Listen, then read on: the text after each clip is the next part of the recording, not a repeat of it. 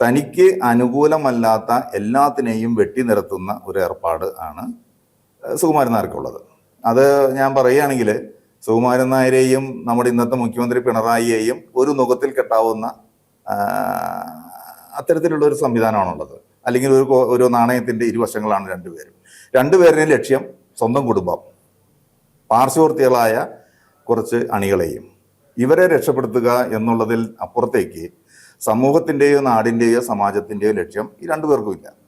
അതാണ് ഇന്ന് നമ്മൾ കണ്ടുകൊണ്ടിരിക്കുന്നത്. അപ്പോൾ ഇന്നിപ്പോൾ അവർ ശങ്കരനും ശങ്കരിയും ഒന്നിച്ച് ആയ ഒരവസ്ഥയാണ് ഇന്നിപ്പോൾ ഉള്ളത്. ഇത് നേരത്തെ ആകേണ്ടതായിരുന്നു. പക്ഷേ ഇന്നിപ്പോൾ സുകുമാരൻ നായർ വല്ലാതെ മുറുകിയിരിക്കുന്നു. എത്രയും ഒരു പക്ഷേ കോടതി ഒരു തീരുമാനമെടുത്താൽ സുകുമാരൻ നായർ രക്ഷയില്ലാത്ത അവസ്ഥ വരും. അപ്പോൾ അതിനു മുമ്പായിട്ട് സറണ്ടർ ചെയ്ത്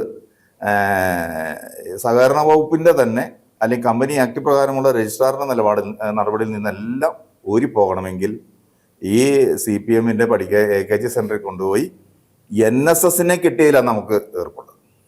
മൂപ്പര് വ്യക്തിപരമായ എന്തെങ്കിലും കാണിച്ചോട്ടെ, മൂപ്പര് എടുക്കുന്ന ഏതൊരു വ്യക്തിപരമായ നിലപാടിനെ നമുക്ക് ചോദ്യം ചെയ്യാൻ പറ്റില്ല. പക്ഷെ NSS ജനറൽ സെക്രട്ടറി എന്നുള്ള നിലയ്ക്ക് NSSന്റെ സമ്പൂർണ്ണ അവകാശം പറഞ്ഞുകൊണ്ട് മൂപ്പര് അങ്ങനെ നിലപാട് എടുക്കുന്നതിൽ മൂപ്പരോട് കേരളത്തിലെ ഈ NSSന്റെ കരയോഗങ്ങളിൽ 6000-ഓളം കരയോഗങ്ങളുണ്ട്, 95% എതിർപ്പാണ് ഉള്ളത്.